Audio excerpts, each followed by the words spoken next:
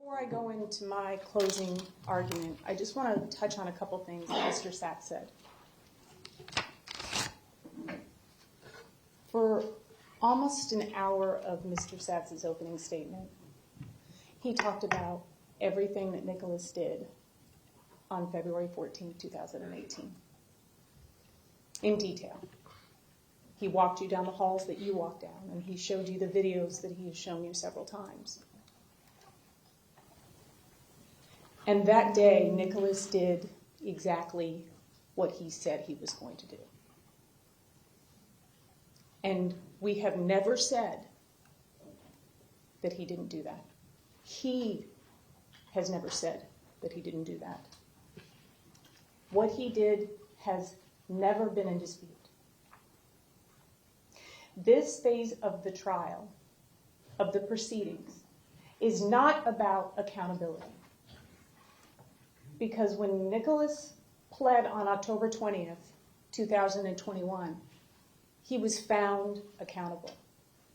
The decision that has to be made by each of you individually is how he should be punished. Nicholas knew the difference between right and wrong that day. And he chose wrong. And we know that because he pled to 17 counts of first-degree premeditated murder. Yes, he planned what he was going to do on February 14th. And he pled to that, and he accepted responsibility for that. Choosing to kill is not an aggravating factor. It is not for your consideration when you are making your decision about whether or not he should live or die. He chose to kill, and he chose to plead guilty to those charges.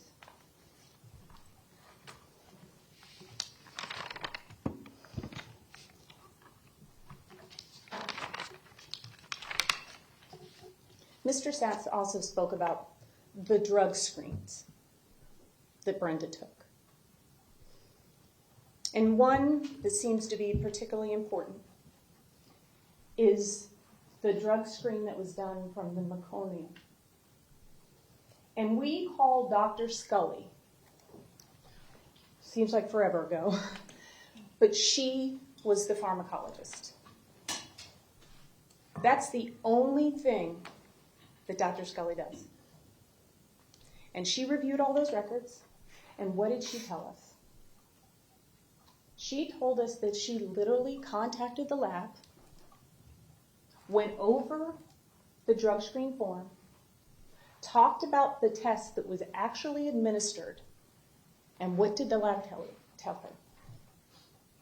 That it wasn't a sensitive test.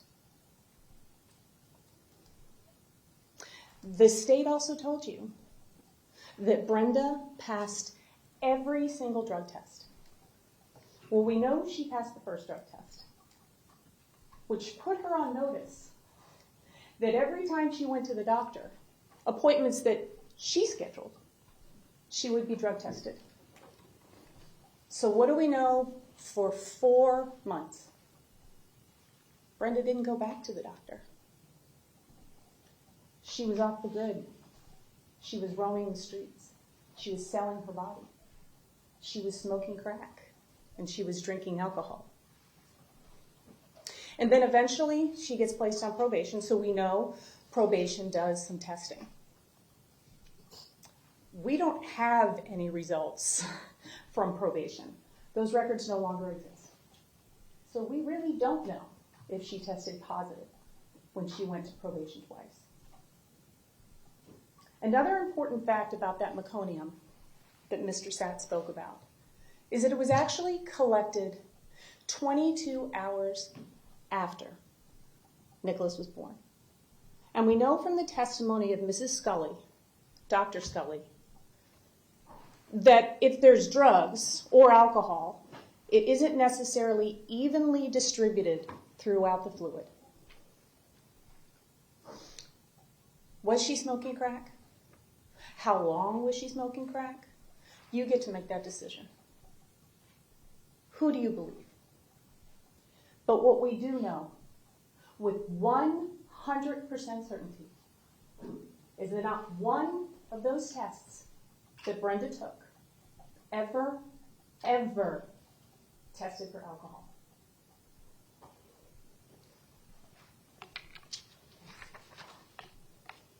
Mr. Satz spoke to you about the DCF call, and I will touch on it in my statement, but there's a couple things I'd like to point out.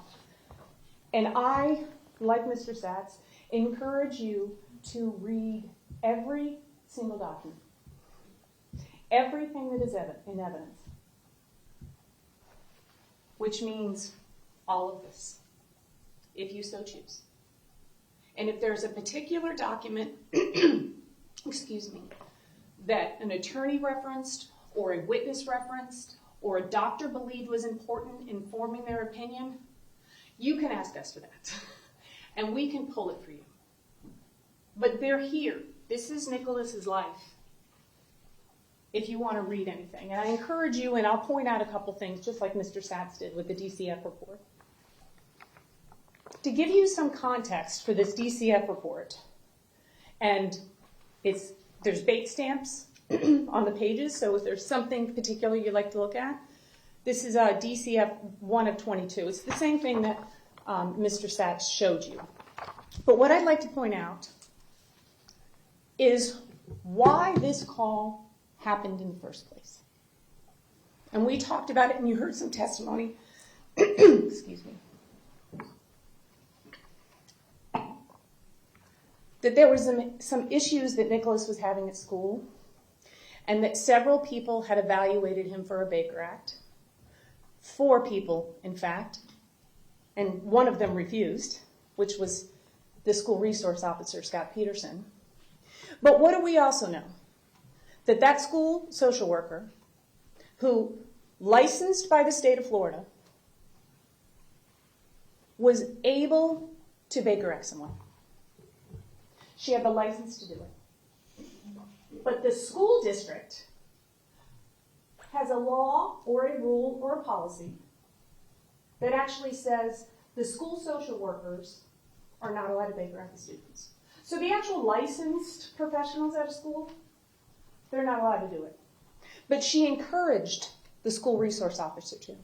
And then she called Henderson, that came out to MSD, an intern, being supervised. And that didn't happen, right? So that school social worker called the Department of Children and Family. They have an abuse hotline, because she wanted something done. Nothing was being done. This kid wanted to buy a gun. There was allegations that he was cutting. There was allegations that he was drinking alcohol. His mother was not concerned that he wanted to buy a gun. So she called the Department of Children and Family, and at this time, Nicholas was 18 years old. So the designation that Nicholas got as being a mentally ill, vulnerable adult, that was given to him by the Department of Children and Family. That's a designation based on a call. The purpose of the call, and it's all here, and it talks about some of the things that I just said to you about the school, was to do a risk level assessment. Because that school social worker was concerned about what was going on in that house. So they went to the house, and they talked to Linda Cruz, and they talked to Nicholas Cruz, and the Department of Children and Family found, and it's in here, in their risk level assessment, no implications for his safety.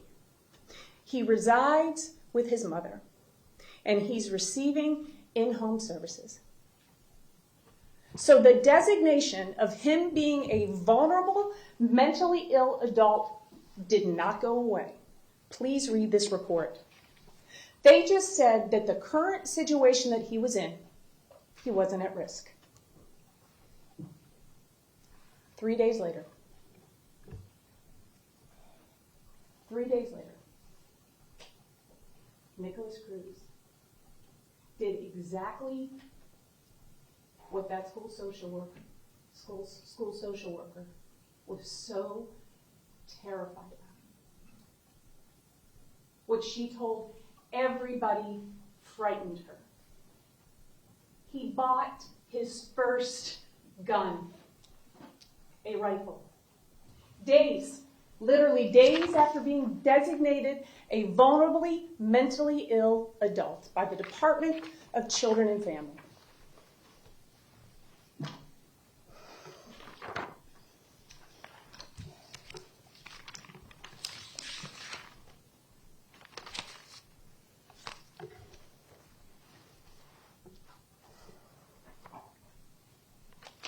You know,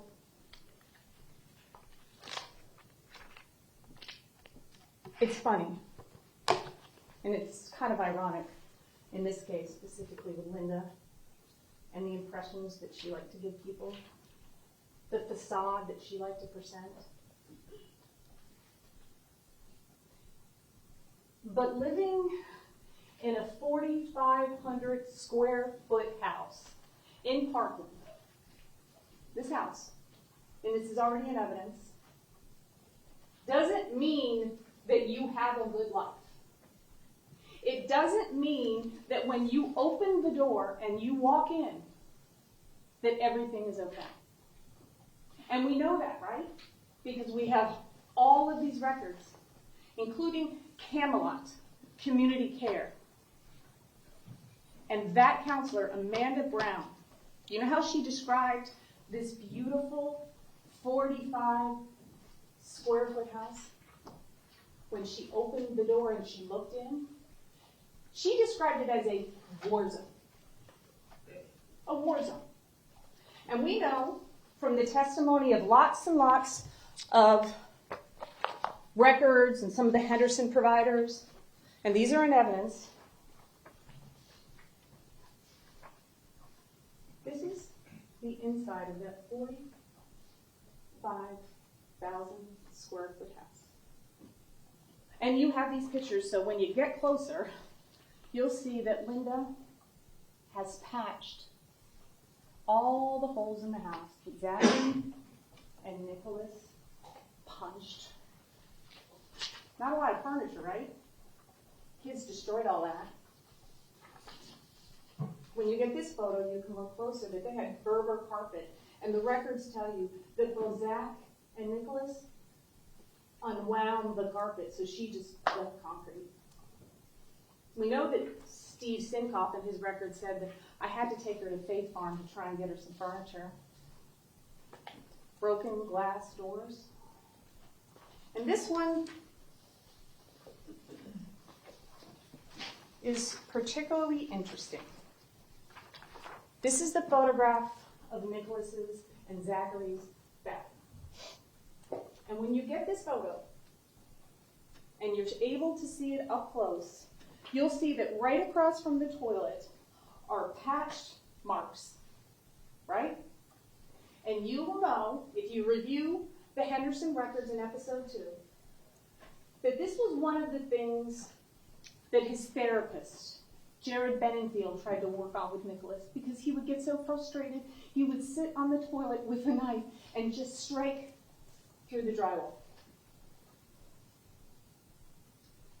This is in a 4,500 square foot house where everything was happy. We know that. The evidence tells us that. Please do not be misled by square footage and geographical locations of a home.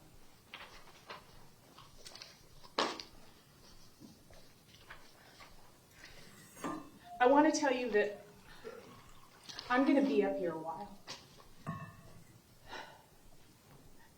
And I'm sure that every single one of you understands the tremendous responsibility that not only the state has, but that myself and the other members of the defense team have. So if you need to stop to go to the bathroom, or if you're just tired of hearing my voice, and you wouldn't be the first one, just tell the judge. Because I don't want you to sit here if you have to use the restroom, or if you need to get up and stretch. Because the things that I want to tell you are really, really important.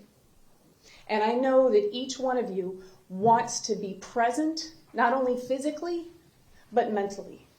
So please do not hesitate to put your hand up and say, Melisa, enough.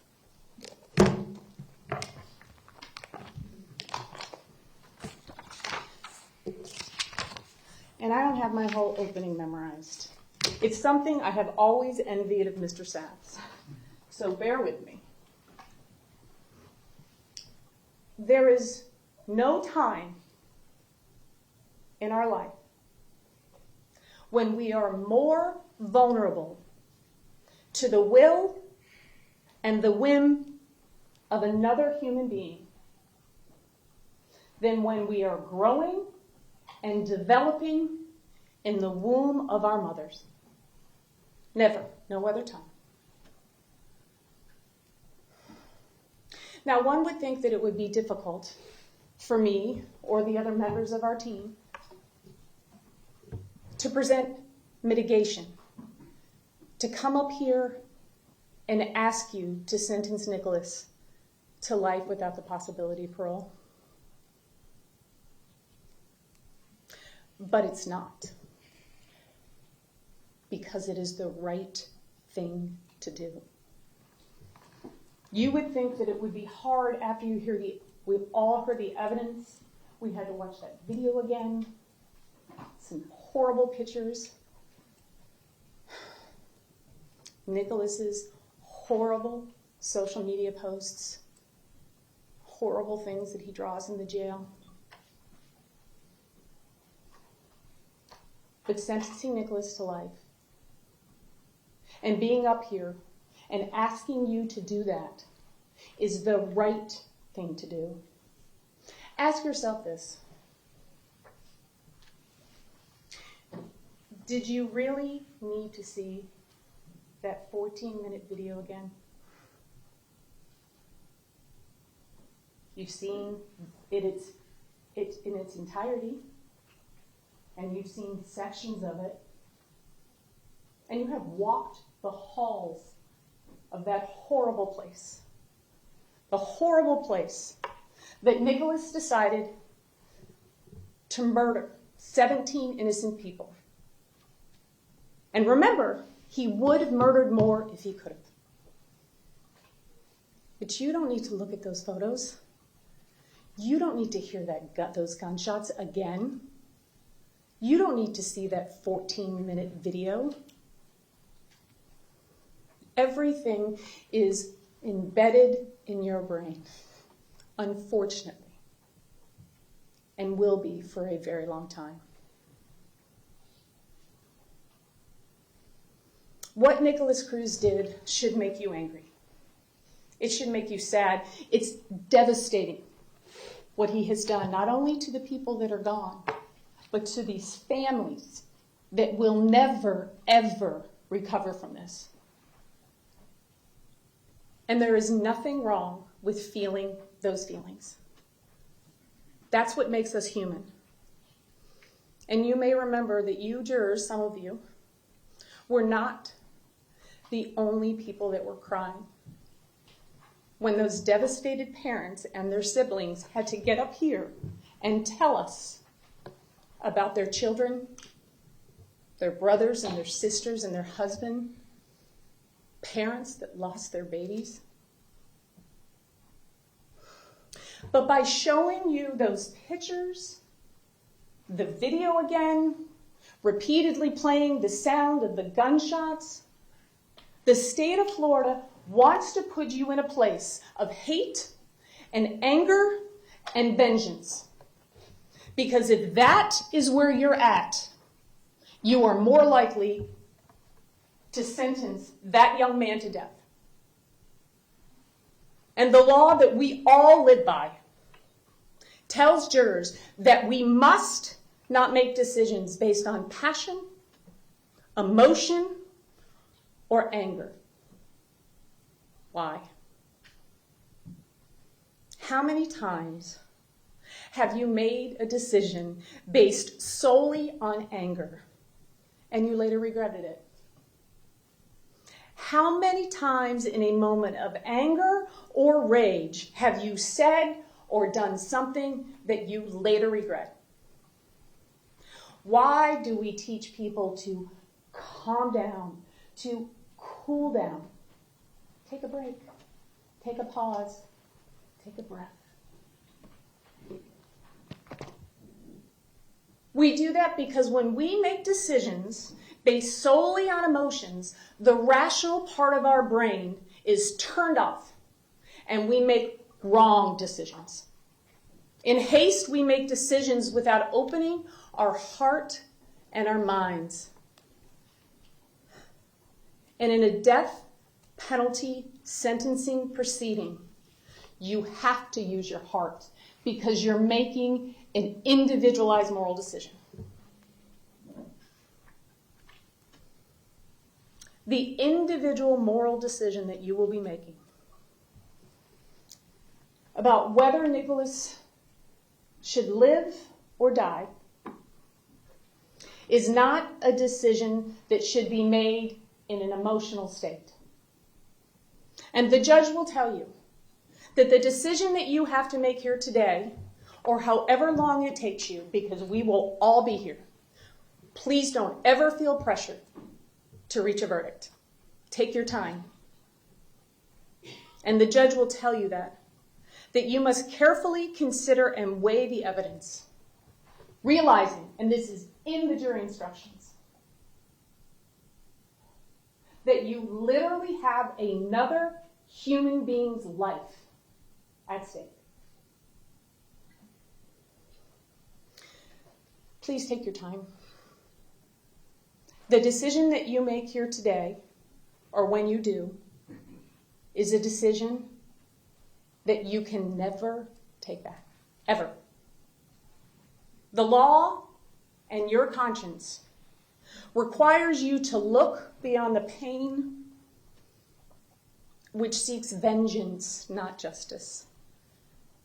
Your struggle to raise yourself above revenge and sympathy will be difficult because you're human beings and you have heard horrible things. But it's a struggle that you knowingly undertook. We told you this wouldn't be easy. You knew this wouldn't be easy. It shouldn't be easy. But it's the oath that you took, and it's the promise that you made. And we know that each and every one of you will keep your oath and honor your promise. We are here because every single one of you during jury selection said that you believed life without the possibility of parole could be an appropriate sentence for someone that kills 17 people. If you weren't open to that, you would not be here. Our criminal justice system literally relies and depends on the independence and courage of jurors. The history of our legal system is filled with jurors that have made unpopular decisions. But those jurors performed their duty and demonstrated courage and bravery and independence. One vote for life means the death penalty will not be imposed. Your individual moral decision must not be based upon what you think that this community wants or what you think anybody else wants. This is your individual moral decision. No one else's. And when you wake up in the middle of the night and you don't have your fellow jurors, and you wonder, did I make the right decision? Did I do the right thing? There will only be your heart, your moral compass. And what lies deep within your soul and who you are. There will be no one else there but yourself and your decision. You must choose courage over comfort. You must be willing to do what is uncomfortable. You must be brave enough to follow your heart.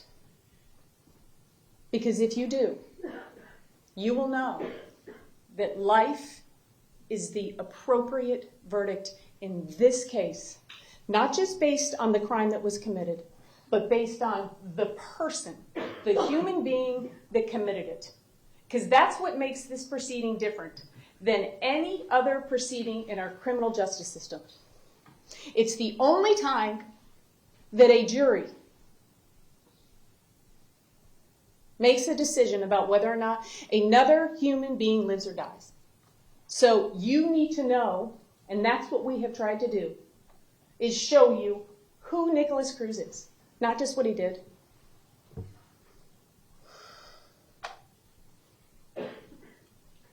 But whatever your individual moral decision is, whatever your compass, your heart, your soul tells you to do, you must respect your fellow jurors and their decision.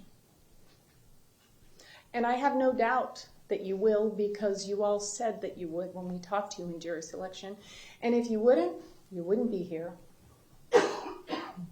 Even if you disagree, you have to respect their decision. Not only does the state of Florida want you to make a decision based on anger and revenge and hate, they have done everything they can to dehumanize Nicholas Jacob Cruz. They don't even call him by his name. What they have done is slapped on a label that says that he only has a personality disorder. And we told you in our opening statement that we don't disagree with that. Check, check, check. But that doesn't describe all of Nicholas's behavior. But if you just slap a label on somebody that has a personality disorder, they're antisocial, their character, their person is flawed, it's a whole lot easier to kill them because you don't see them as a human being. You're just reducing Nicholas to his worst act. It's easier to call somebody antisocial or borderline personality disorders than to accept what Nicholas Cruz really is. A broken, brain-damaged, mentally ill young man. And if we say that Nicholas is only antisocial or borderline personality disorder, then it's a Nicholas Cruz problem. But if we recognize what he really is, that damaged, brain-damaged, broken, mentally ill person, it becomes a human issue. And every human life has value. We are not saying that Nicholas doesn't have a personality disorder. We never have. What we are saying is that he also has FASD. He has both. And that is what the evidence has supported. You are about to make one of the most important decisions that you may ever make in your entire life. And you will never be able to change that decision. You will never be able to change your mind. And you will have to live with your decision for the rest of your life. And you are never, ever required to vote for death.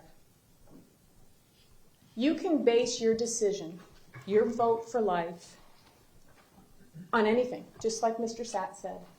And you don't have to explain it. You don't have to justify it. and you don't have to defend it because it's your individual moral decision. And at some point, we have to realize that brain damaged and mentally ill people are not going anywhere. And that we cannot ignore them or disregard them. At some point, we have to realize that there are women who will continue to abuse alcohol, do drugs, live a risky lifestyle while they are pregnant, do not get proper prenatal care, and that they damage their babies that are growing in their belly. And they damage the brain of the baby that is growing in their belly. There will be more Nicholas Cruzes because there will be more women that drink alcohol when they're pregnant, that poison their baby. But like Dr. Jones told us, we must remove the stigma that is associated with this disorder. We must get those kids the proper diagnosis, the number one thing he said that they need. And we must give those kids the services that they deserve for them and for all of us.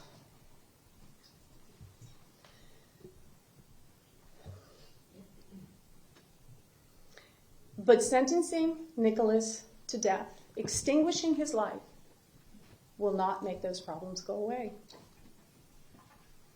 Sentencing Nicholas to death will change absolutely nothing.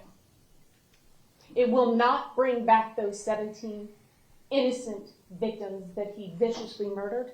It won't.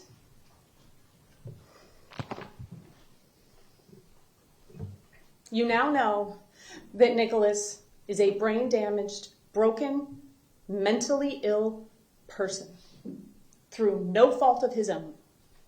He was literally poisoned in Brenda's womb. This woman. These pictures and evidence. She poisoned him in her womb. He was doomed from the womb. And in a civilized, humane society, do we kill brain-damaged, mentally ill, broken people? Do we? I hope not. But that does not mean that because you're brain damaged and you're mentally ill and you're broken, that you don't deserve to be punished. He deserves to be punished. And no one at this table would ever disagree with you. But what the law says is that you are to take into consideration their damage when you sentence them. We are not asking you to let Nicholas Cruz walk out of this courtroom. That is not what we're asking you to do. We are asking you to punish him, and to punish him severely. We are asking you to sentence him to prison for the rest of his life, where he will wait to die, either by natural causes or whatever else could possibly happen to him while he's in prison. He will never get out. Never. He will never walk a free step again. The law of our country says that the death penalty is reserved for the worst of the worst crimes committed by the worst of the worst offenders.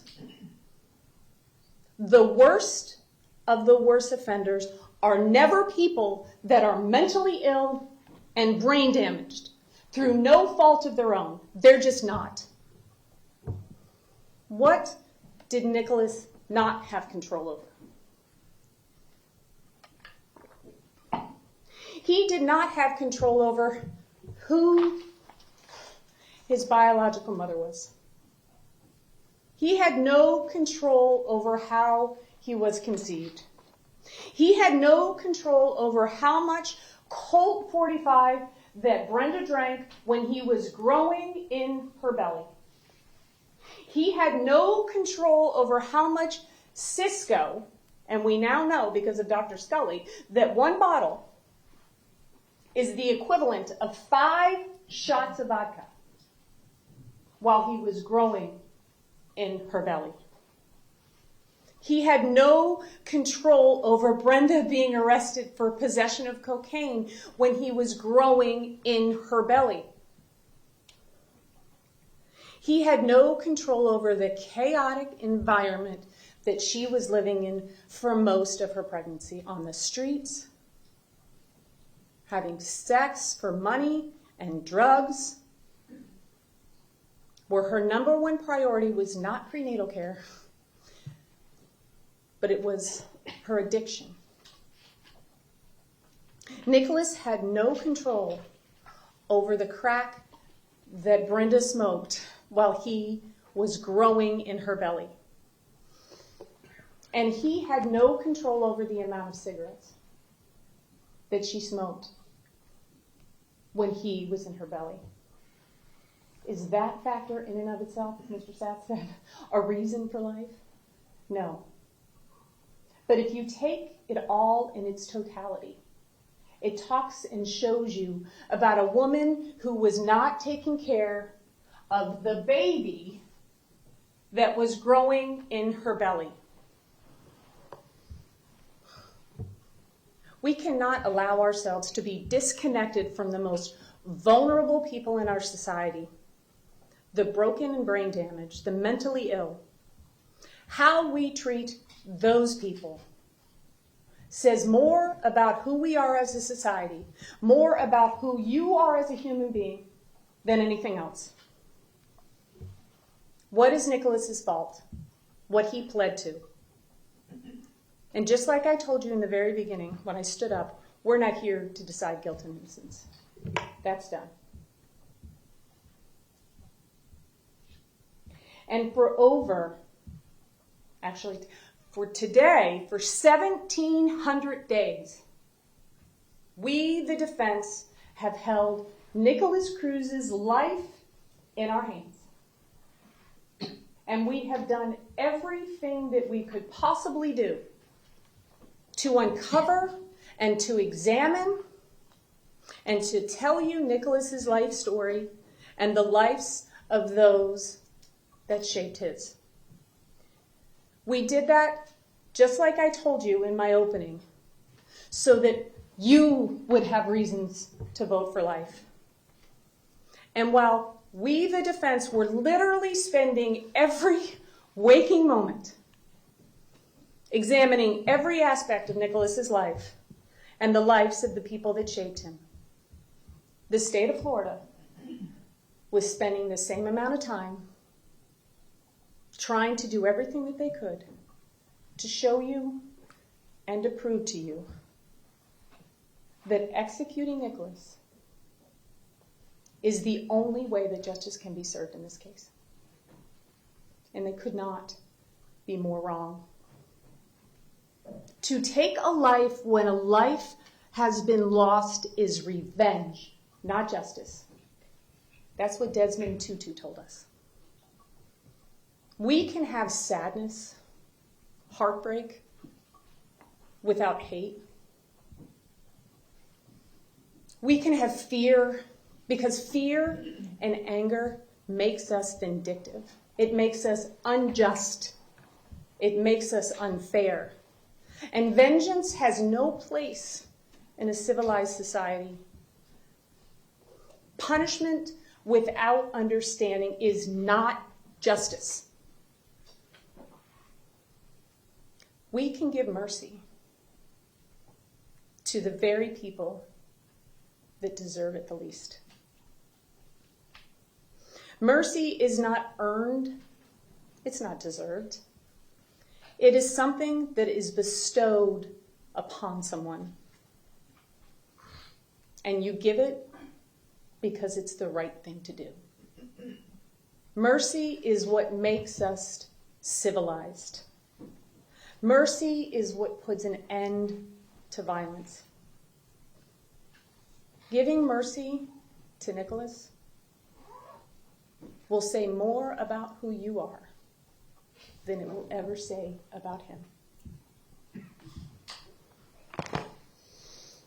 Holding the weight of another person's life in your hand is a tremendous responsibility. I know that. We know that. And upon conclusion of my closing argument, I will pass you that weight, the weight of Nicholas Cruz's life. For the time has now come where you must make a decision, your own individual moral decision about whether Nicholas Cruz should live or die. And you are never, and I say it so many times, I cannot say it enough, you are never required to vote for death. And to make that decision, you must get close. You have to look into the soul of another person, look at their entire life, not just what they did, but who they are in order to make that decision. And that's what each of you promised that you would do. Every one of you said that you could look past Nicholas's crime and punish the person, not the crime. You said that you wanted to and that you needed to know everything, not just parts of things, not just clips of things, not just a page of a document, but everything in order to make that decision.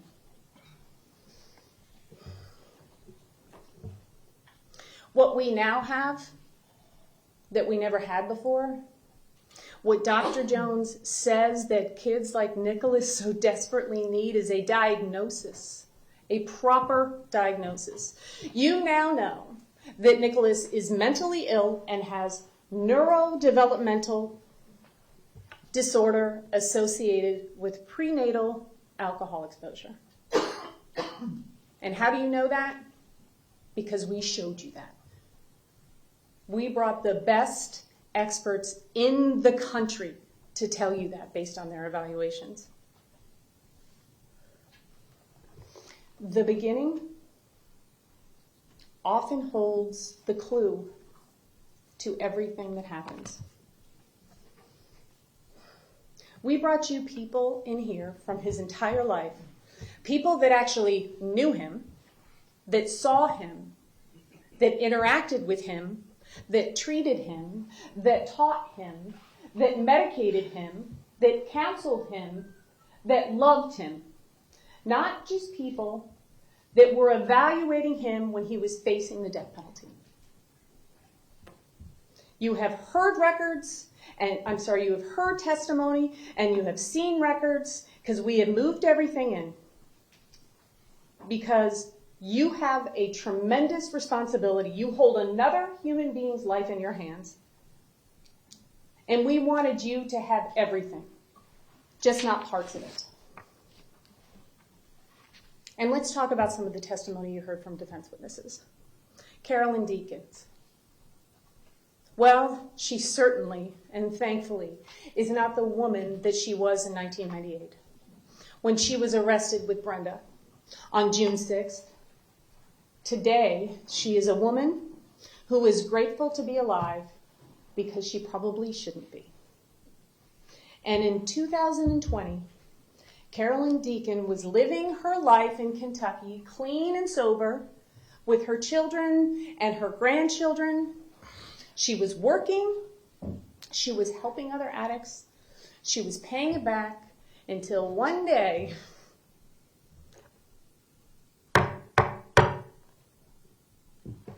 Miss O'Shea and I knocked on her door. And we asked her to relive the most traumatic and painful part of her life, a part that most of her family didn't even know about. Most of her friends didn't know about, but she had never even heard Nicholas Cruz's name before, and she certainly hadn't heard Brenda Woodard's in 22 years.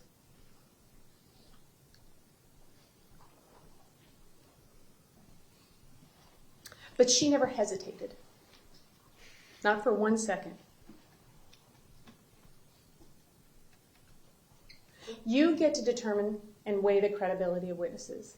And the judge will tell you that one way that you can do that, to determine if you believe what people are saying to you, is whether the evidence is supported by other evidence or by other testimony. Carolyn Deacon is a woman who, for the first time in 24 years, after vowing never to step foot in Broward County again, because it was too painful, there were too many memories, came in here and testified not only before you, but the entire world about how she was a crack-addicted prostitute.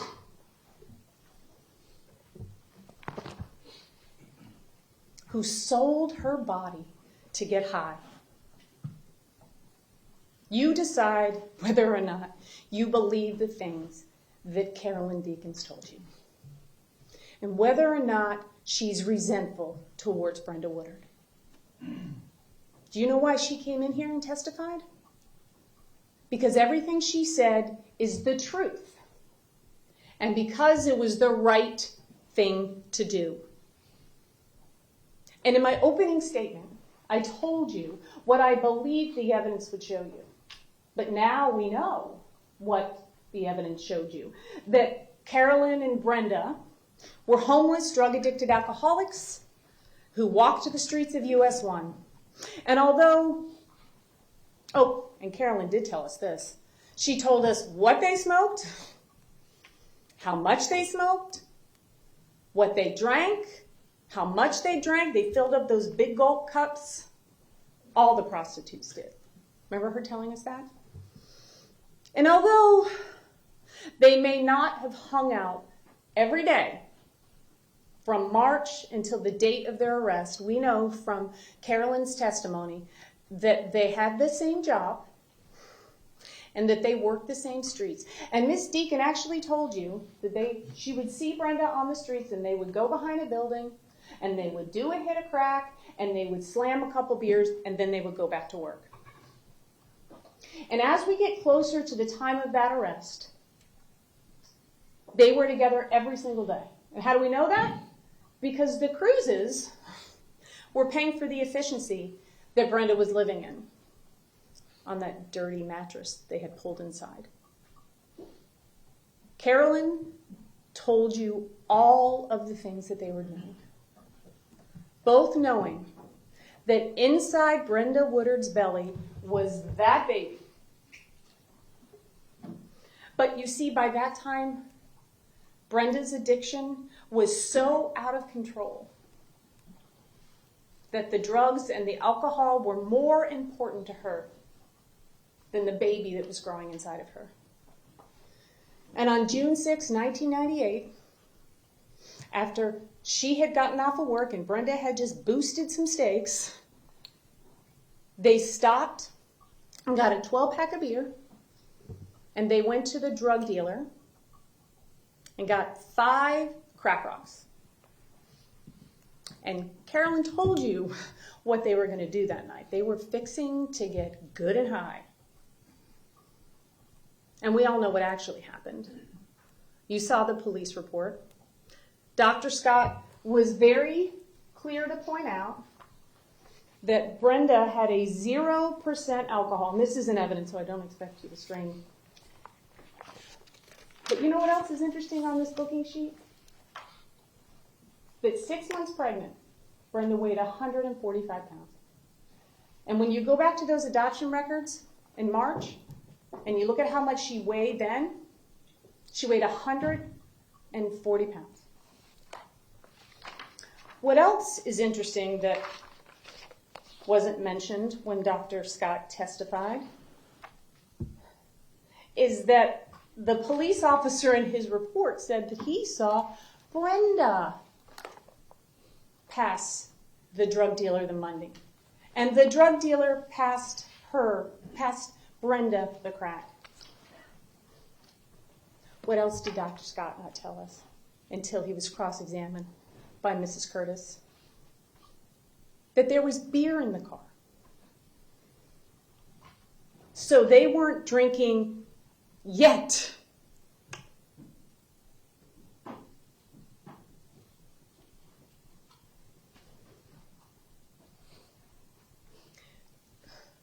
Dr. Scott and the state of Florida actually wants you to believe that these two women who had just purchased 5 crack rocks and a 12-pack of beer were not getting ready to party. And another thing that Dr. Scott didn't tell you on direct examination, because it would be inconsistent with his concern about the amount of alcohol that Brenda drank. 5.5 weeks, maybe 3 beers. But on cross-examination, Mrs. Curtis,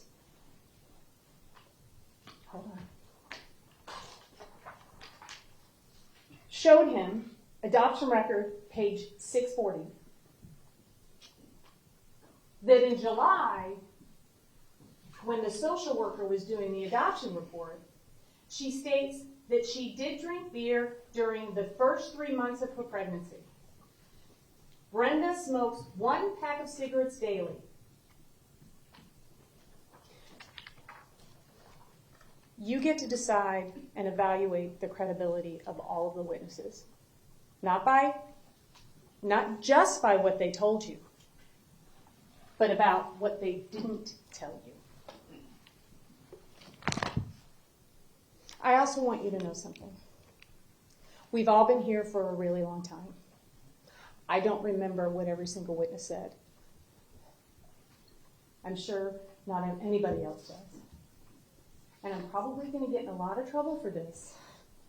But Miss Bailey has been here the entire time, and she has typed down every single word that every witness has said during this entire trial. So if you have a question about the testimony that you heard or the words that came out of a witness's mouth, you can send a note and you can say, I would like a readback of the testimony of this witness or that witness. This decision is too important for you to guess or rely on your memory. However, I have noticed that we have some very diligent note takers. But I just want you to know that that is available for you. And when we talk about Danielle Woodard, Danielle Woodard didn't even know that Nicholas Cruz was her brother when Miss O'Shea went to the prison that she was at 3 years ago. But that very first visit, she said, I will do whatever I can do. Not because 3 years later, the brother that she just found out that she had, Zachary, was paying for her lawyer. You decide if she's credible. But what does Danielle help us understand about the choices that Brenda made when Nicholas was growing inside her belly? Her level of detail and memory is very impressive, in my opinion. She remembers that it was the summer before her 6th grade and that she was 11 years old. And she remembers Brenda picking her up. They drove to a gas station right across the street from a women's shelter right here in Broward called Women in Distress. And she remembers how Brenda got out of the car, went inside, came back out with a bottle of Cisco in a brown paper bag and a cigarette in her mouth.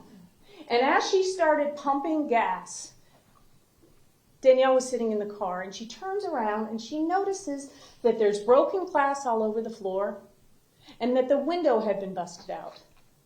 And the next thing she notices is that it looks like Brenda has a baby bump. So she asks Brenda, are you pregnant? I was raped, Brenda says. So I went and I looked back at those adoption records. And I found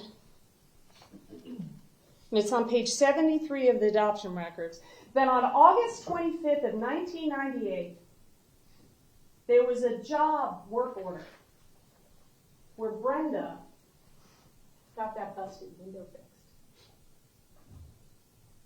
So it's amazing the memory that Danielle has.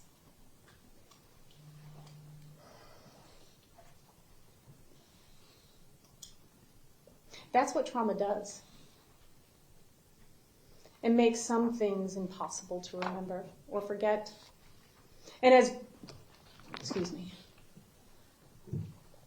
Danielle then told you that that's when she started living with her mother, and it was during that time that Nicholas was developing in Brenda's polluted womb. Those were Danielle's words. Danielle told you about more of the choices that Brenda made when she was pregnant with Nicholas. She remembers calling her grandmother and saying to her grandmother, things are so out of control, you have got to come up here. And her grandmother did. But in the interim, Miss Curtis asked Danielle, what did out of control look like? This is an 11-year-old child. I saw Brenda, because remember she doesn't call her mom, smoking crack and cigarettes. I saw her drinking Cisco alcohol. I saw her prostituting. I saw Brenda taking money from other addicts so that they had a place to get high. She was like the rent lady. Danielle eventually ran away from Brenda, and she ended up in foster care, and eventually she got involved in the criminal justice system. And you know that because despite how embarrassing it must have been for her to come in here in a jail uniform and shackles, she did it because it's the truth and it was the right thing to do. And the state wants you to question when Danielle was actually with her mother. But the records tell you exactly when she was. I showed you the work form, so we know August. But we also have that same adoption report that was written in July, and it's in evidence, that the social worker did this evaluation, and she said, Brenda discussed that she has a daughter, Danielle, age 11, who has resided most of her life with Brenda's mother. But Danielle was present during the interview. So we now know that Danielle was with her mother in July and August. So when you are weighing her credibility, please take those things into consideration.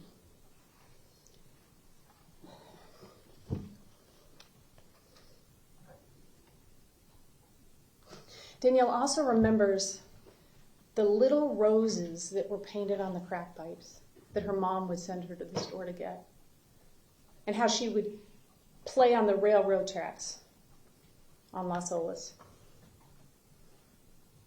Danielle believed with all of her heart that Nicholas was going to get all the things she didn't get. She even asked to go live with Linda. But her brother, Nicholas Cruz, never recovered from the drugs and the alcohol that Brenda put in her polluted womb. You heard a lot about Nicholas's early life. And we know how happy Linda and Roger were to have a baby. It's something that Linda had always wanted. And we know that from Trish and Finney, that from very early on, Nicholas was not like other children. He was delayed socially,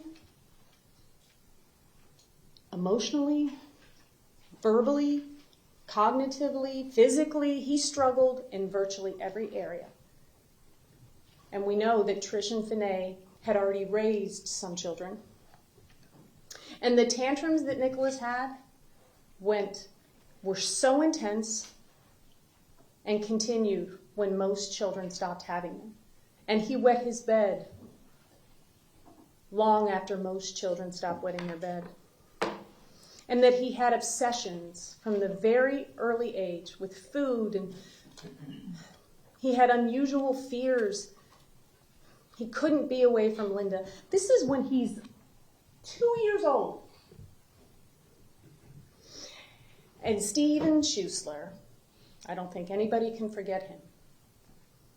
This is a man who lived across the street from the Cruzes from 2009 to 2015. From the time that Nicholas was 10 to 15 years old. And he told you that from the moment he set his eyes on Nicholas, he could tell that there was something not right with him. And he was introduced by the neighbor to Nicholas, and she said, "He's the weird one. He looked strange, he acted strange, he didn't make eye contact, he didn't speak much. He was the outcast of the neighborhood." And both Trish and Steven told you the other kids didn't want to play with him. And Steven Schuessler told you that he was working on his motorcycle in his driveway, and he heard loud, screaming noise. And he looked outside of Linda's house, who was pulling out of her driveway in her minivan. And a 15-year-old Nicholas Cruz came running out of the house like he was 3. "Mommy, Mommy, you didn't kiss me before you left."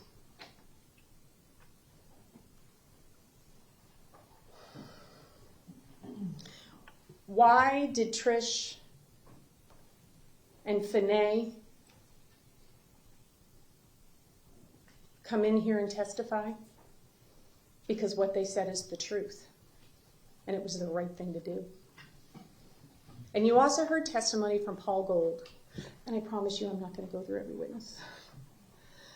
Who lived next door to the Cruz house with Roxanne and Rocky. We now know who those people are.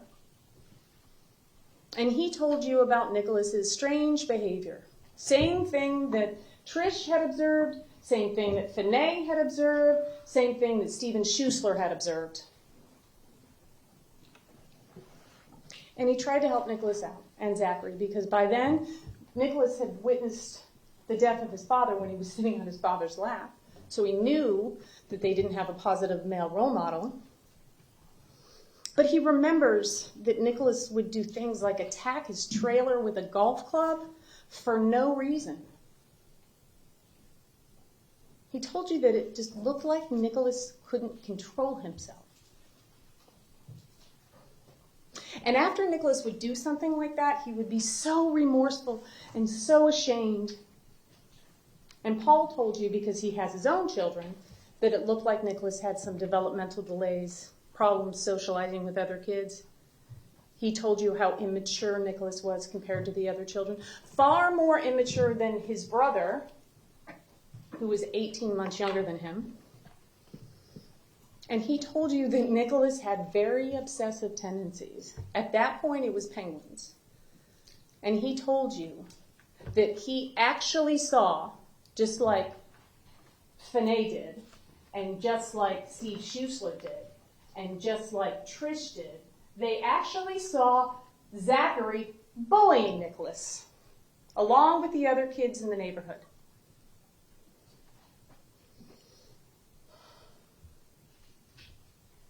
He also told you that the reason why Nicholas killed toads in the neighborhood, the big, huge, poisonous toads, is because those toads killed his dog. I'm not saying it's right, but there's an explanation. And what did Paul tell you about Linda's drinking? We've never called her an alcoholic, but he did tell you that as time went on, she started drinking more in that house that's been described as a war zone. Why did he come in here and tell you that? Because it's the truth, and because it's the right thing to do. And what did Steven Schuessler also tell us? And I can't believe I almost forgot to say this. But he said that boy didn't go bad. He was never right. The state of Florida tried to discredit Paul Gold, saying that he was trying to benefit from the murder of 17 people, trying to convince Nicholas to do something to make some money, but that's not true. What Paul did tell you is that after Nicholas did what he did, he started donating money to organizations, $17,000 at a time. And one organization that he picked was an organization to help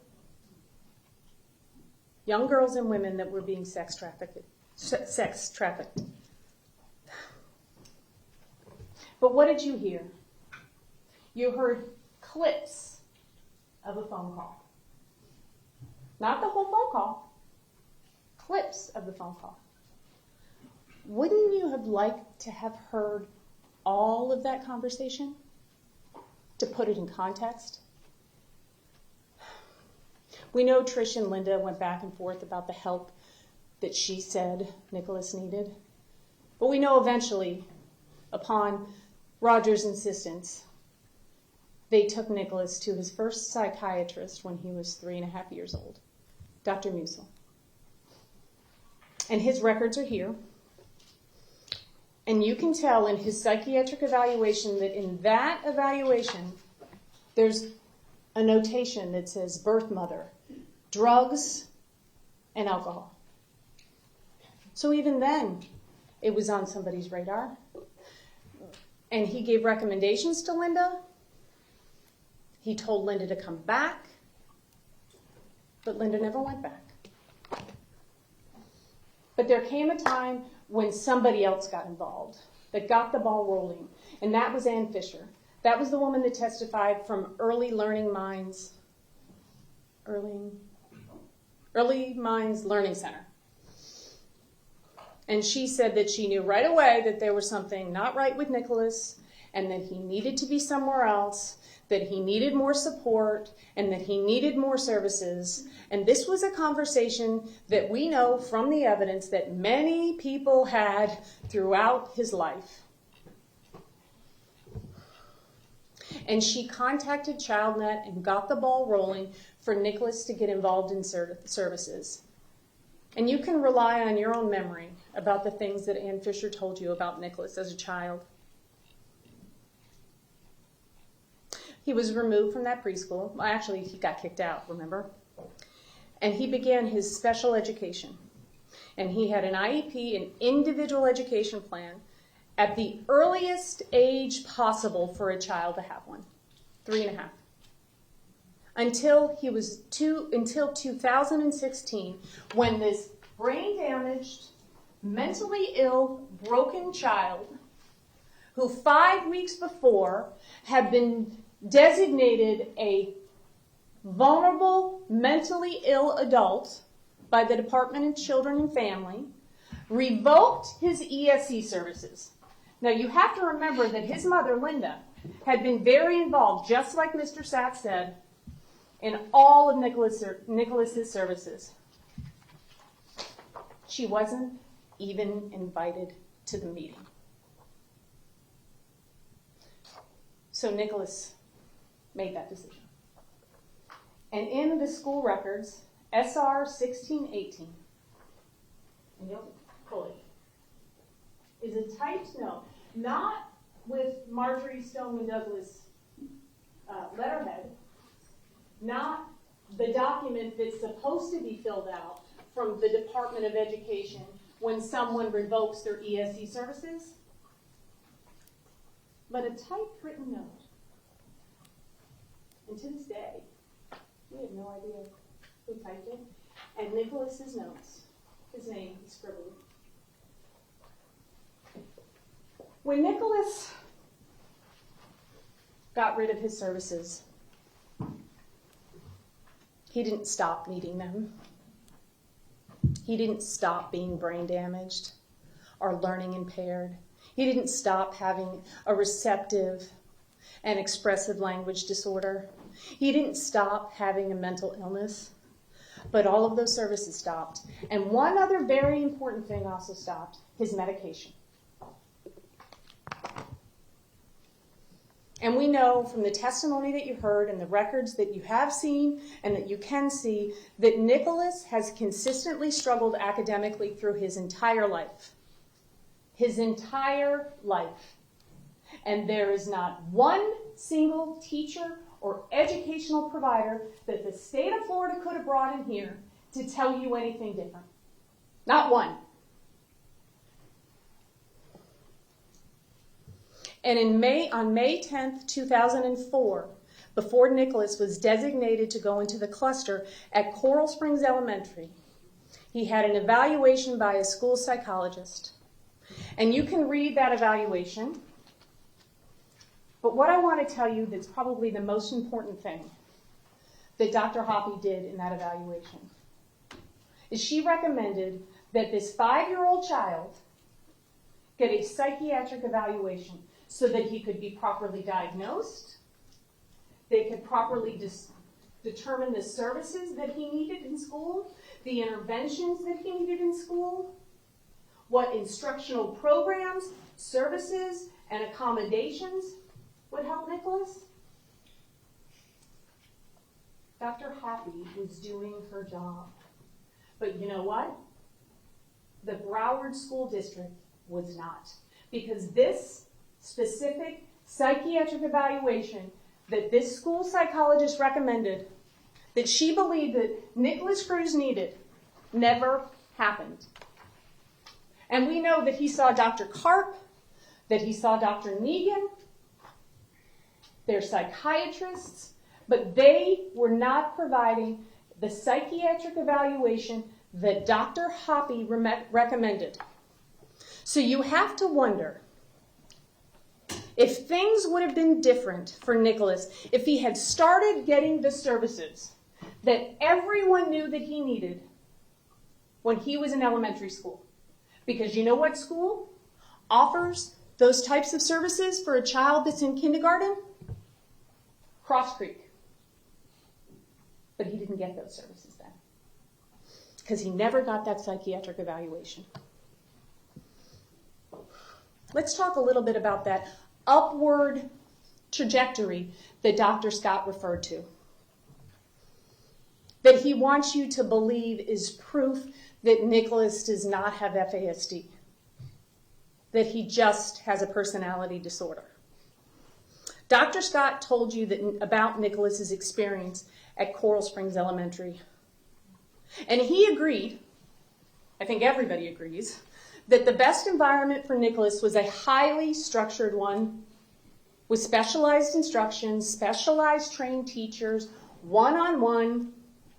Probably why he did so well when he was with his psychologists for treatment, or Dr. Scott and Dr. Denny, because he was getting that type of interaction.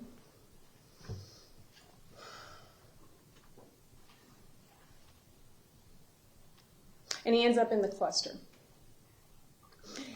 And Dr. Scott tells you that in kindergarten he was retained. They could have promoted him, but they didn't because mom and the school wanted him to mature. And then he continued to talk about how well Nicholas did at Coral Springs. But what he didn't tell you until he was questioned by Miss Curtis was that Nicholas received a good cause promotion from 1st to 2nd grade. And that good cause promotion does not mean that he was doing good. It means that he could not be retained because he was a special needs student and it would be illegal for them to do it again. What else did Dr. Scott not tell you? He did not tell you that Nicholas did not meet the criteria for promotion from 3rd to 4th grade, but they promoted him because he got a 2 out of a 5 on the FCATs. He didn't tell you that. And he also didn't tell you that from 4th to 5th grade, Nicholas received another good cause promotion. So let's talk about that academic trajectory that he says Nicholas was on. Why didn't he tell you those things? Because being retained or receiving a good cause promotion doesn't support his theory that Nicholas was on an upwards trajectory and that he didn't continue to have academic struggles like children with FASD do.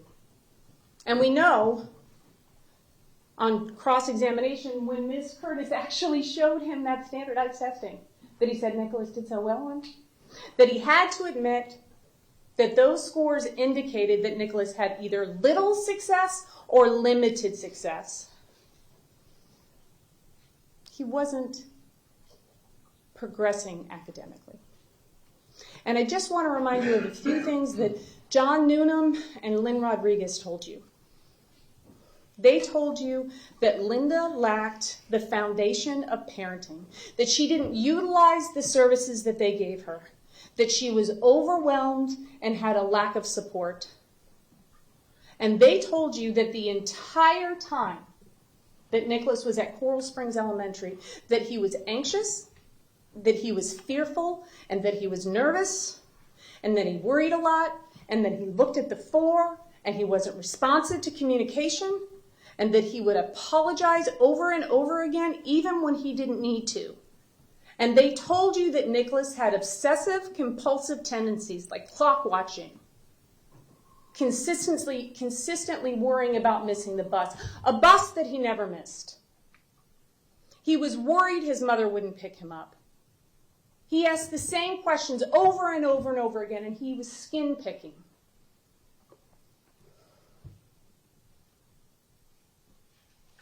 But Dr. Scott, who says he read all of the same records, didn't tell you that. Because if he did, then he also wouldn't be able to say that Nicholas was just anxious in 3rd grade. So he doesn't have FASD. Dr. Scott and Dr. Denny didn't even want to talk to Nicholas about the fact that he watched his father die or his mother die. And we now know that Nicholas was sexually abused, but traumatic life experiences were not even included in their evaluation. Not even a consideration. But Dr. Denny on cross-examination did admit when Mr. Secor asked him that those events were traumatic and that they would have an impact on a child. Every provider at Coral Springs Elementary believed that Nicholas's bad behavior was the result of his emotional and behavioral disability. And the state of Florida could not bring in one witness that told you otherwise. And when Nicholas left Coral Springs Elementary and went to West Glades, he still had the same designation. He still had the same eligibility.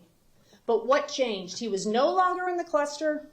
He was no longer receiving special education special instruction, that one-on-one he was getting, because they don't do that in middle school. And we also know that he continued to have that expressive and receptive language disorder that Dr. Scott and Dr. Denny told you he grew out of. How do we know that he still had that? Because we brought in Dr. Shamika Stanford. She is the leading forensic expert on speech and language pathology, and it's the only thing she does. She specializes in it. And what did she tell you? Rely on your memory about the impact that a receptive and expressive language disorder has on a child. But what she also told you, that it's a disorder that never goes away. But that's not consistent with a child that just has a personality disorder. But it is consistent with FASD.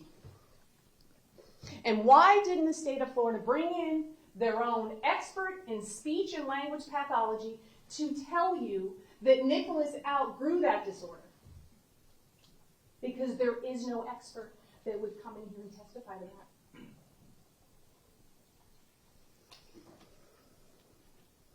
You make a decision about who is more credible about whether or not Nicholas has a lifelong speech and language disorder.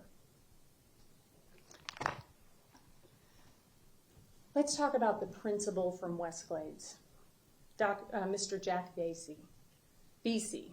This is a man that had dedicated his entire life to education, 35 years. He was the principal when Nick was there. He's now retired. He's a guardian ad litem, which is a program they have here in the court system. And he works with 2 kids who were prenatally exposed to alcohol. And he told you that they act very similar and have the very similar behaviors and disabilities that Nicholas does. He also told you that he taught at a behavioral center. And that's where kids go when their behavior is not a manifestation of their mental illness. That is not where Nicholas went. He went to Cross Creek, which is where children go whose behavior is a manifestation of their mental illness. And what did Mr. Vesey tell you, and also Jessica Clark, his family counselor, the entire time that he was at West Glades? They both told you that from the very beginning, and you can look at Jessica Clark's progress notes, September of his 6th grade year, September, we start school in August, that he struggled academically. He was struggling in math and language arts. And coincidentally, math is the area that children with FASD struggle with the most. And she also tells you how he doesn't understand things. He doesn't like one of his classes because they're introducing measurements, and he doesn't get it. So please read Jessica Clark's notes. This is the same time that Ms. Nast made that comment about the only thing that Nicholas wanted to do was set fires, I think, and kill people. That doesn't tell his whole story. So what is important from Mr. Vesey and Jessica Clark is that the struggles that Nicholas was having started in 6th grade, not in 8th grade. The records support that.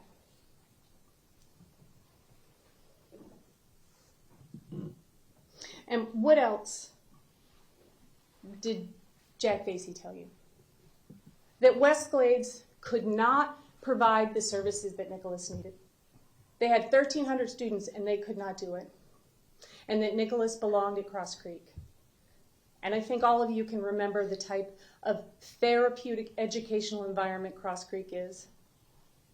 And he said that he did not believe that Nicholas should have ever gone to MSD.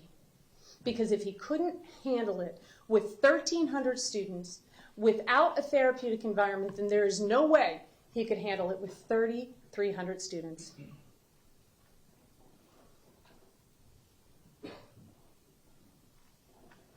The judge will tell you that it is perfectly fine for a lawyer to talk to a witness. She will give you that instruction.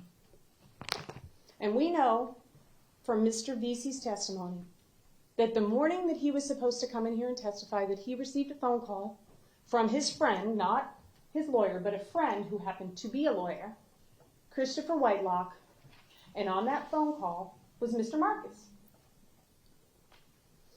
And you heard how that phone call made Jack Vesey feel. And this is directly from his testimony.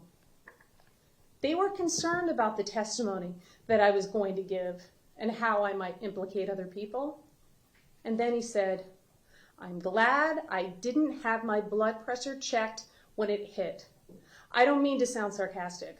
It was a very uncomfortable phone call. And to this hour, I don't understand why that ever occurred. I feel it was enough to make me feel uncomfortable to not want to come in and testify. That was my initial reaction. It still is. You know, it's the day I'm coming in to testify, and all of a sudden I get this call. I was very uncomfortable. I don't know why that call was made. You get to make that decision. But he was brave anyways, and he came in here and he testified and he told you the truth, and he did that because that was the right thing to do. And you know who else was really brave? Carrie Yon.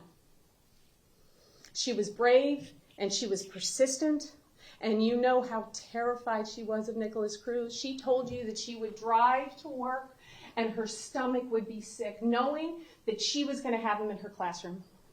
But she didn't want him expelled. She didn't want him suspended. She wanted him to get help. She knew that Westglades was not the place that he belonged. And she went to people. And some people helped. And other people said he has every right to be here. But you know what else she did?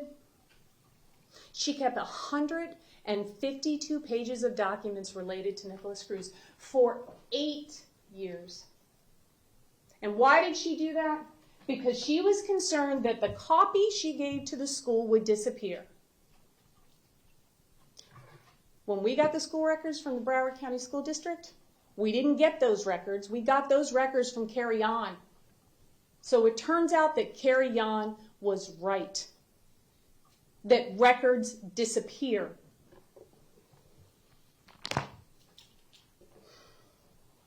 We know that eventually Nicholas got into Cross Creek. He got the services that he needed.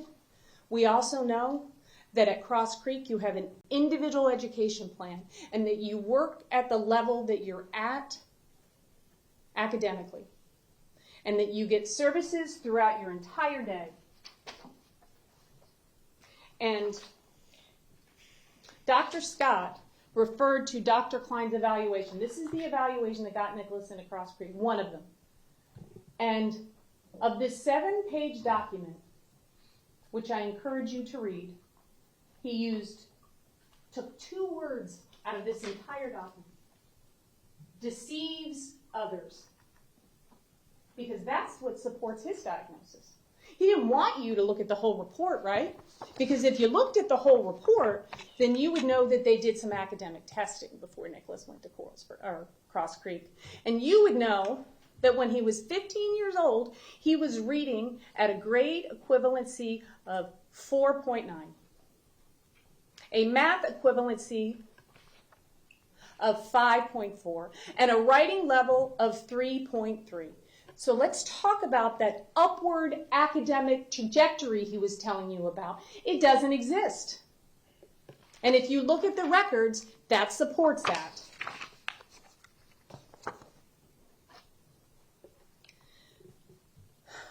And you can also read the psychosocial evaluation that was done by Ms. Posey. She testified. And she told you that Linda was desperate to get the right diagnosis, that it was not just ADHD. She was screaming for help. And just like Mr. Satz said, she had been doing it for years.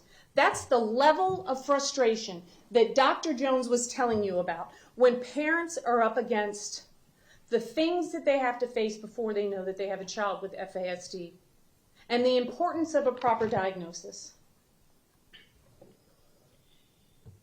And the state could not bring in one academic provider throughout his whole academic career to tell you that he didn't continue to struggle. Not one.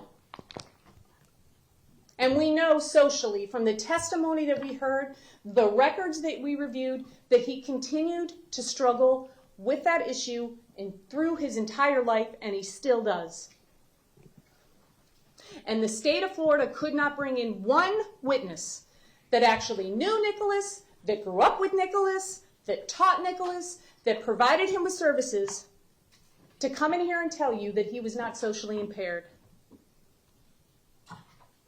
A language disorder is a hallmark of FASD. It's not a personality disorder. And that's why Dr. Scott and Dr. Denny wanted you to disregard it, so you wouldn't consider FASD. And we know that Nicholas suffered from severe anxiety his entire life. But Dr. Scott and Dr. Denny didn't want you to think that. An anxiety disorder is a hallmark feature of a child that has FASD. But if you disregard it, he only had it in 3rd grade, then you're less likely to believe the truth. And Nicholas suffered from depression, and that is also a hallmark of FASD. Nicholas also suffered from OCD. a hallmark feature of FASD.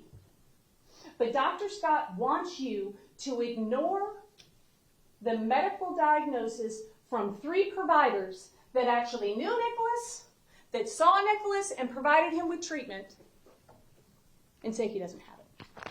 Because if he has it, then he doesn't have FASD. And just because a kid can swim with floaties doesn't mean they can swim when you take them off. And that's what happened when Nick went to MSD. Dr. Scott tried to tell you that everybody wanted him to go there, that he was doing so well. But we know that that's not true because the ESE specialist did not want him at MSD. The LEA specialist did not want him at MSD.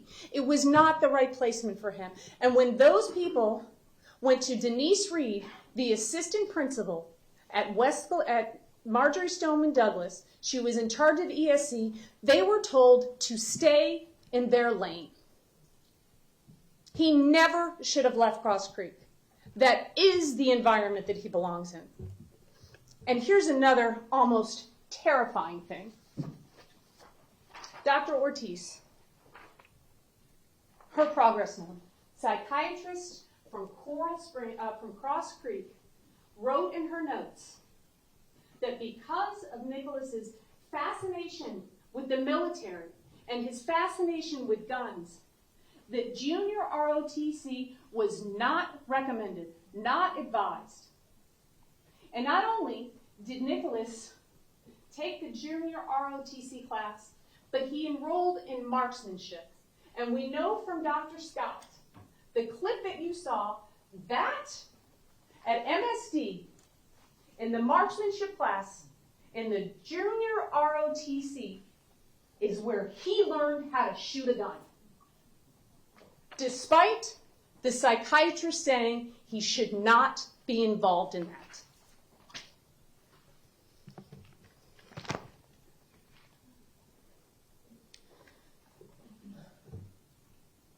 All of the evidence that you have heard and seen that is supported by the records, no, everybody told you that Linda never truly appreciated what was wrong with Nicholas. She loved Nicholas very much, and she loved Zachary very much. But if love could have fixed everything, then everything would have been fine. But the evidence has shown you that Linda consistently minimized, enabled, ignored, excused, defended, and ultimately lied to the very people that were trying to help Nicholas from what he needed the most. What Dr. Jones tells you is the most important thing, a proper diagnosis. And with a proper diagnosis of FASD, maybe Linda would have had the relief and the hope that Dr. Jones talked about, that parents get when they finally understand what is wrong with their child. She would have realized she was not a bad parent, and that Nicholas was not a bad kid, that he was a mentally ill, brain-damaged child. But Linda lived in the world that she had created in her 4,500 square foot house. It's a consistent theme throughout her life. And in that adoption report, if you choose to read it, there's a lot of information about Linda's life and where she grew up, how her mother abandoned her, a lot of the things that I told you in opening statement.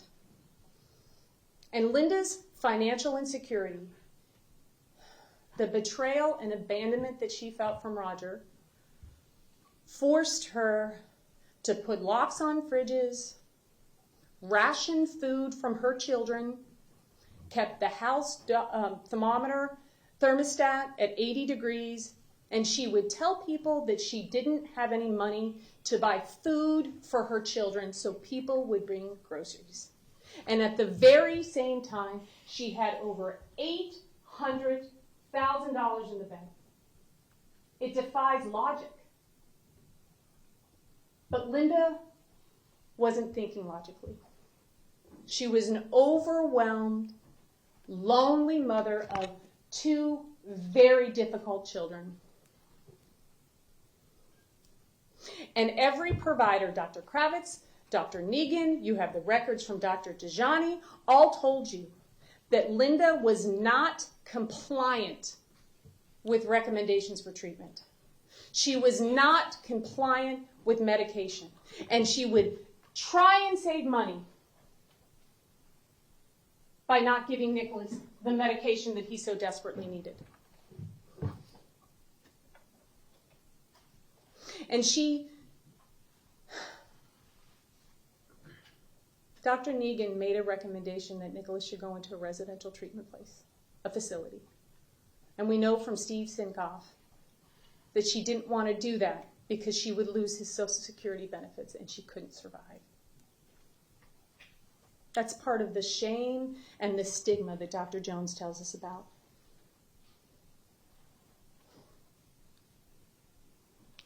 We have tried with every fiber of our being to bring you all of the information that you need in order to make the best appropriate decision from people that were actually involved in Nicholas's life. And ladies and gentlemen, you have to make a decision about whether or not another human being lives or dies. And I am sure that this is not the first difficult decision that you've had to make in your life. And when you have to make difficult decisions, I'm sure that you may talk to a friend, you may seek spiritual guidance, you may do some research, you may consult an expert. And when you have to make a life or death decision, do you want an expert that is a generalist, that practices a little bit of everything? Or do you want an expert that specializes in the area of FASD? Do you want a jack of all trades? Or do you want Dr. Jones, who is the leading expert in the world? He literally was the first person to diagnose somebody with FSA, fetal alcohol syndrome, in 1973. Do you want Dr. Connor, who is the #1 neuropsychologist who specializes in what?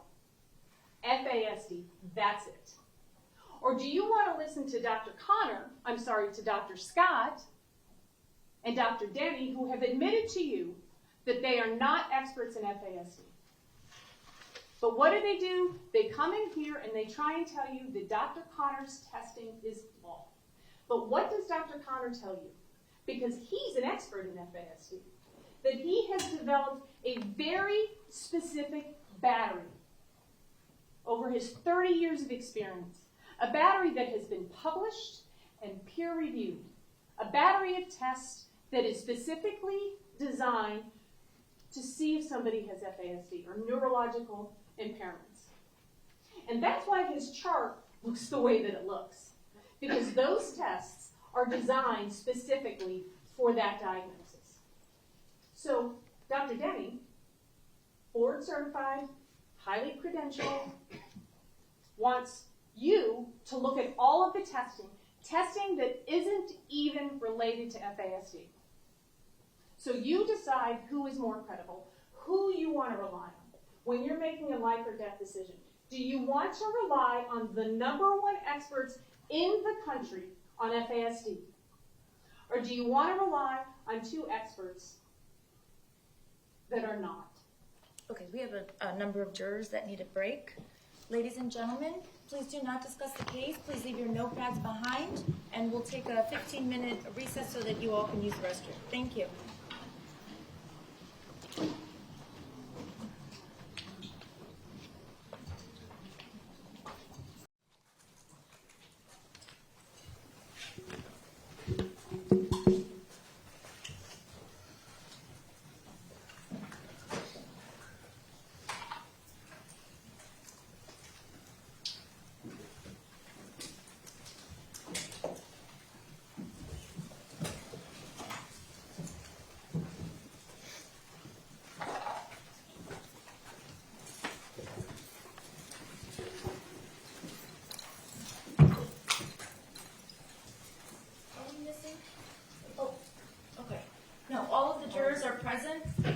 was home with leaning down, so I wasn't sure. I didn't see you. Okay, everyone else may be seated. Defendant, whenever you're ready, you may continue. Thank you. I know that you guys are getting tired, so I'm going to try and wrap things up. Please understand how important this is, and I feel like I want and need to tell you everything. One of the things that Dr. Denny and Dr. Scott, two experts working for the state of Florida, paid over $400,000 to come in here and tell you that Nicholas Cruz wasn't mentally ill. This is the DSM-5 TR. All the experts have talked about it. It is the Diagnostic and Statistical Manual of Mental Disorders. Antisocial personality disorder, borderline personality disorder, is in this book for a reason. Because they are mental illnesses. And Dr. Denny wants you to think that just because it's in the Bible for mental health, that it's not a mental health disorder. And one of the benefits of working with so many wonderful people is they remind me when I'm wrong. So I want to clear something up because I misspoke, and I never want to mislead you. But what Paul Gold told you when he testified is that as a result of this event, he vowed to save 17 people's lives so that he could try and help the horror of what happened. And that's when he donated to the Underground Railroad, which has saved hundreds of women from being sex trafficked. So I did not mean to mislead you, and I thank my team for correcting me. There's been a lot of conversations about IOM, CDC, Canadian guidelines, domains. It's all really confusing, and I understand that. But remember what Dr. Denny told you, that real world actions trump any testing. This is Nicholas Cruz's real world actions from before he was born. Remember that when you make your decision about whether he should live or not. And Dr. Denny wants you to believe that Dr. Connor twisted the diagnosis. So let's talk about very briefly the CDC guidelines and what they actually require. A deficit with one standard deviation. Not 1.5, not 2 standard deviations. The CDC guidelines require 1 standard deviation for a deficit, and that is what Dr. Connor used. And the CDC guidelines also said, and I can't even tell you how many times Mr. Secor said this to Dr. Denny, and he wouldn't agree with him, but he doesn't have to, because the CDC guidelines are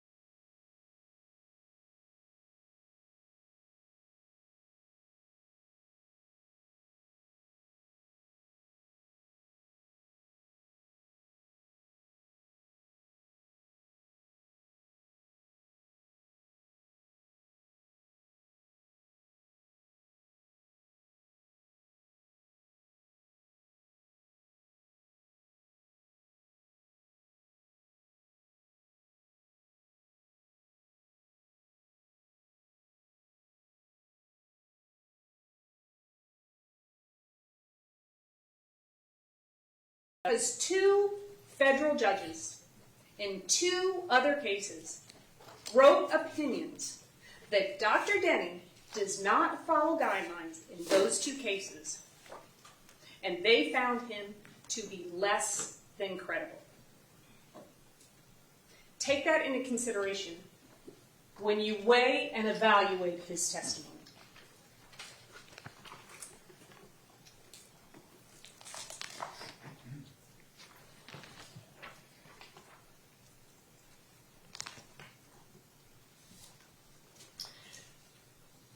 The state's doctors and the state want you to believe that Nicholas can control his behavior, and because he can control his behavior, he only has a personality disorder. They gave you consistently 4 examples, maybe 5, in his 24 years of life that he has successfully been able to control his behavior. When he was in Coral Springs Elementary, when they said, we're going to call the school resource officer, he controlled himself. Agreed. When he was at West Glades Middle School, when the vice principal came into the classroom, Nicholas controlled himself. I agree. When he was with Dr. Denny and when he was with Dr. Scott, he controlled himself. Maybe I missed one. Please rely on your memory about his level of control. And how beneficial was all of that stuff that Nicholas told Dr. Denny and Dr. Scott? What was the secondary gain by telling him all of the horrible things that he did to animals? That he thought of people? Faking? I don't think so.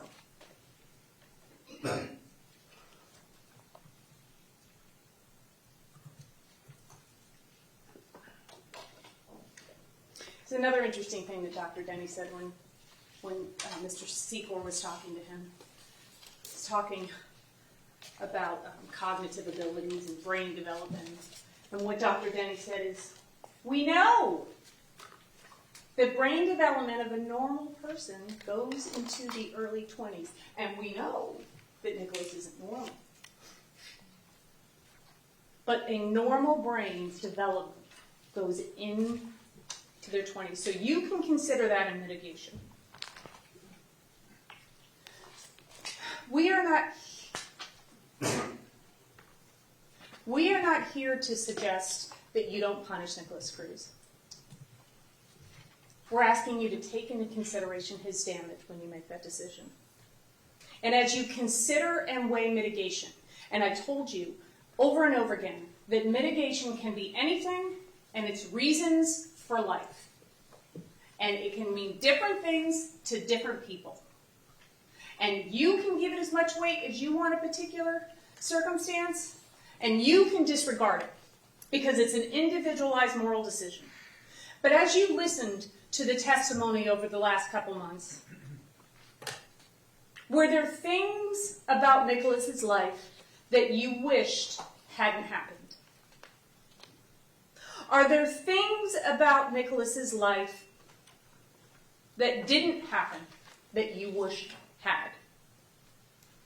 Are there things that he didn't get that you wish he would have gotten? Was he missing people in his life that you wished he hadn't missed? I suspect you would answer yes to each of those questions.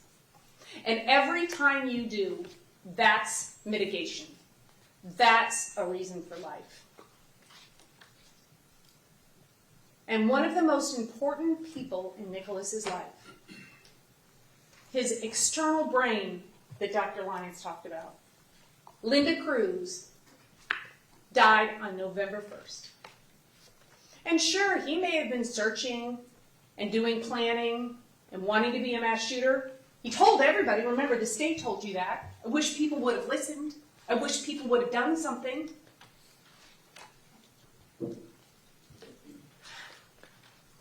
But he didn't do it until after he lost the most important person in his life, his mother.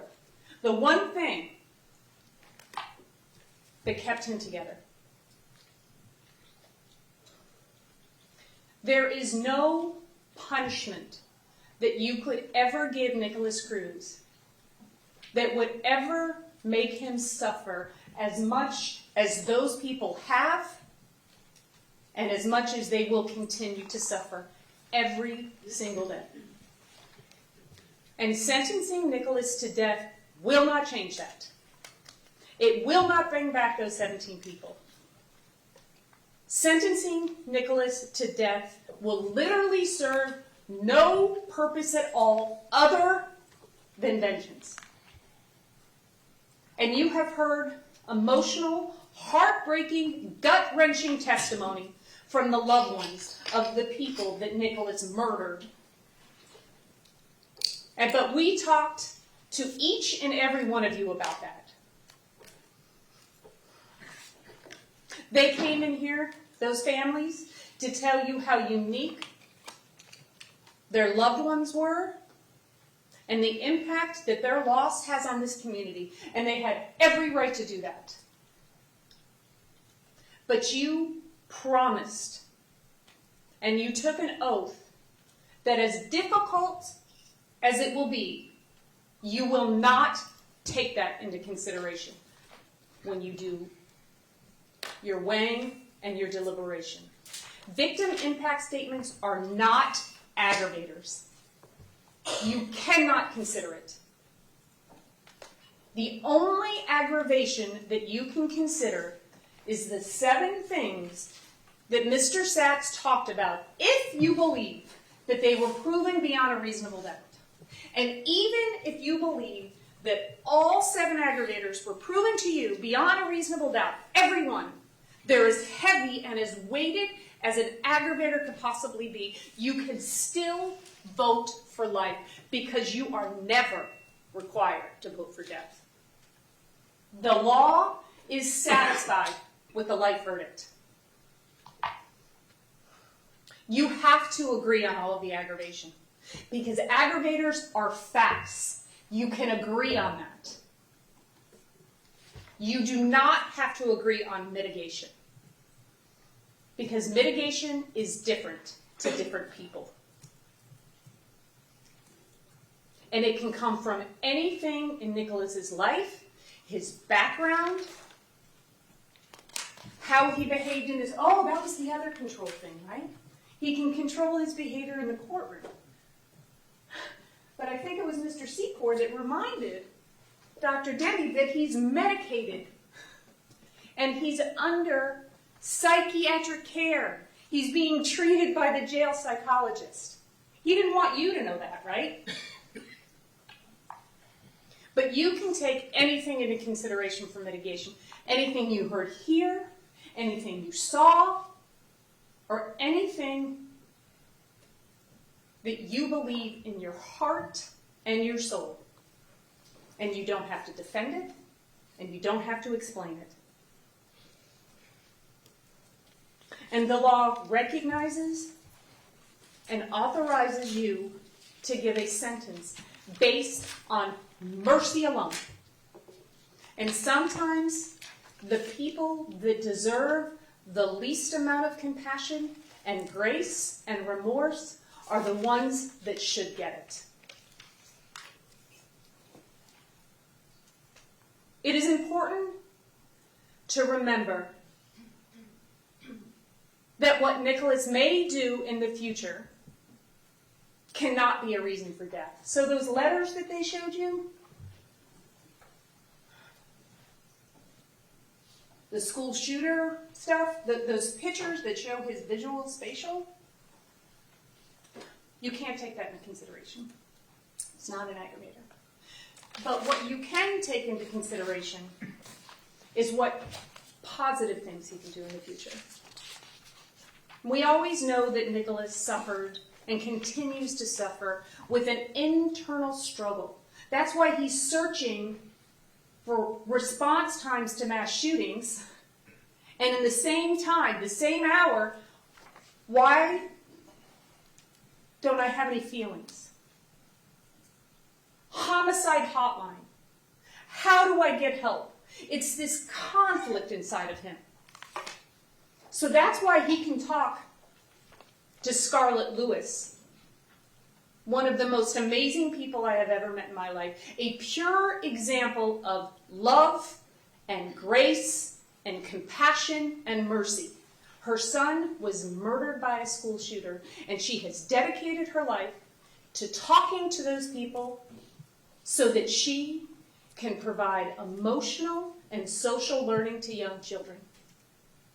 So that it never gets to the point where the only solution is an AR-15. Nicholas is the only surviving school shooter that has gone to trial. Objection, not in evidence. Sustained.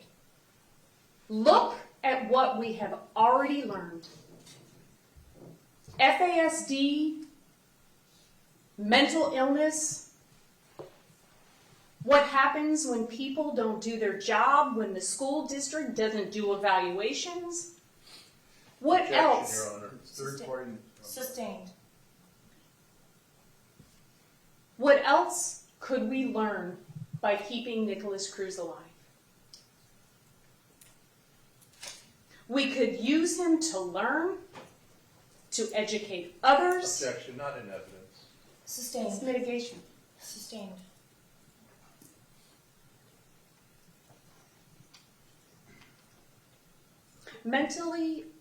Individuals that are not mentally ill do not take their hemorrhoid blood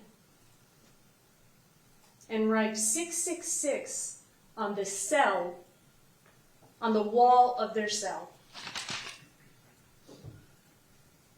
Think about that. He's not mentally ill. He doesn't have a neurodevelopmental disorder. A vote for death is a vote that will execute every part of his body, even the parts that he can contribute to the society. There are people that love him. Scarlett Lewis loves him. Trish Devaney loves him. Paul Gold loves him. His brother loves him. Pastor Black loves him.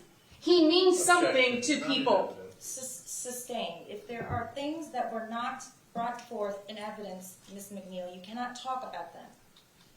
Everyone agrees that even if you don't like those individuals that are voting for life, that you would respect their verdict.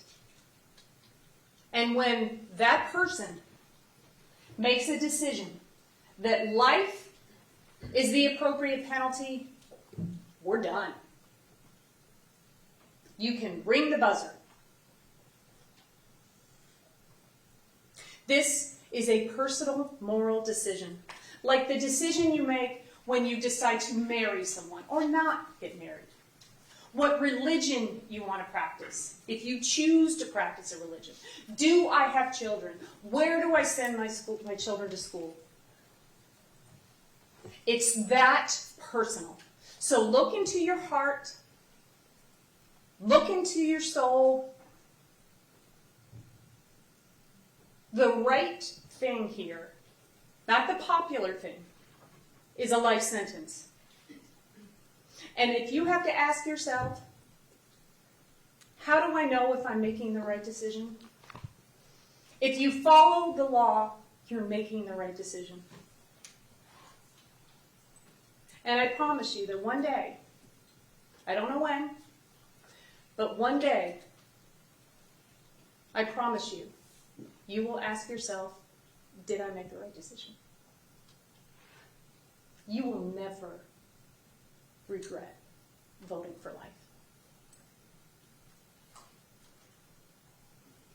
You can show Nicholas Cruz all the things that he did not show those 17 victims. You can show him the things that he least deserves. Compassion, grace, and mercy.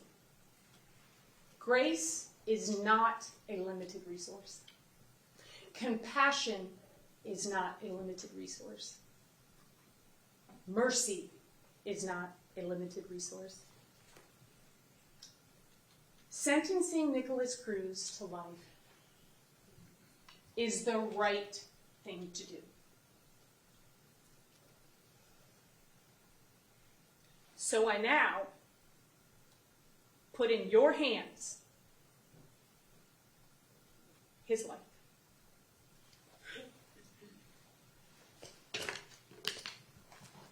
Thank you. Okay, ladies and gentlemen, we are going to, well, you all are going to get to leave a bit early today. I'm going to pass out this information to you about a little bit about what to expect for tomorrow. If you can do one copy each side, please, give each juror one. And this is a list that you can take home with you.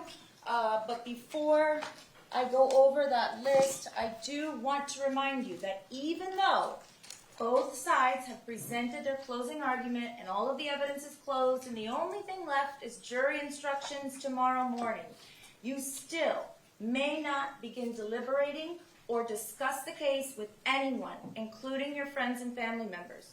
You still are under my order that you may not do any research or look up any words or phrases or places on the computer. Please, you all have been great about abiding by this rule. Well, from what I'm being told, and you wouldn't believe how many people like to come back and tell me what's going on outside the courtroom. So from what I hear, you've been excellent at following the rules. I very much appreciate that. But please, until I tell you you are relieved of that order, please take that order seriously. Please understand that it is of the utmost importance. Okay, now for tomorrow, I'm going to ask that everybody, meaning all of you, all 22 of you, be here tomorrow morning at 8:30. I am going to instruct, I'm going to read the instructions. As I promised, you're going to be given a written copy of the instructions. If you are on the panel of 12, and I'm not going to tell you that today, I'm sorry, but I'm not, you are going to be sequestered tomorrow after the instructions. And that will happen simultaneously when you begin your deliberations. So just in case there are any questions about this, your deliberations will take place on the 17th floor in the jury room that you all have been used to for the past few months. That's where you will deliberate, that's where you will do your work. At the end of the business day, and you know I define business hours to you, approximately 9 a.m. to approximately 5 p.m., give or take maybe 30 minutes here or there, that will be your deliberation time. The sheriff's office will, what we call, take custody of you or be in control of you and overseeing your every move, but they're also, if you look at it this way, they're going to be driving for you, they're going to be providing you breakfast, lunch, and dinner. They're going to be by your side during the entire process to make sure that the rules are followed and that nobody tries to influence you in any way or approach you in any way. For tomorrow, I need each of you to please pack, I wrote a suitcase, could be a bag, with your necessities and bring it to court Wednesday morning. This includes, now I'm being very specific because there are things that a lot of people might consider necessities that are not when you're sequestered. You should bring change of clothes, however many you want, but I would say it's impossible for me or for you all at this point to know how long your deliberations are going to take. To be safe, I would say bring a couple sets of clothes, toiletry items, in other words, toothbrush, toothpaste, anything that you would pack for, let's say, an overnight, a weekend trip. Medications, please don't forget that. If you take daily medication, please bring that. Now, the next thing that you should bring or may bring is a book for reading. You may be saying, well, I read on my Kindle. Not when you're deliberating, you don't. Unfortunately, we have to take everything that's remotely entertaining away from you. You're not going to have a TV. You're not going to have a phone. You can have an old-fashioned, old-school book, and it can't be law-related. So it cannot be, and I don't make up these rules. These are just the rules. It can't be John Grisham's, I can't think of an example. Judge's list. The judge's list. There we go. Don't bring that. You can bring, my daughter right now is reading the Scarlet Letter, so that comes to mind. I don't see why you couldn't bring that, although the sheriff's office, just bring 2 books. So bring it back just in case, because I suppose that could be considered law-related. If you bring newspapers, magazines, nothing.